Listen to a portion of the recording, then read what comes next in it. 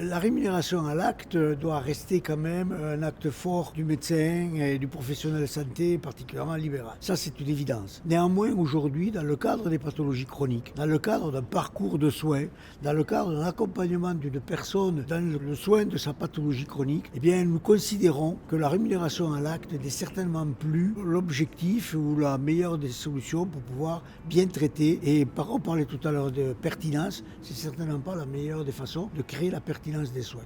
Donc lorsque l'on rentre dans un parcours de soins, lorsque l'on rentre dans un protocole de soins qu'on doit signer pour avoir la fameuse ALD, que le médecin doit signer, que le patient doit signer, que l'assureur, l'assurance maladie doit signer, il est fort possible, il est préférable pour nous que l'on rentre dans un objectif largement défini par les acteurs, y compris par le patient, y compris par l'équipe traitante. Et derrière cet objectif-là, eh bien, certainement que cette rémunération ne peut plus être une rémunération exclusivement à l'acte.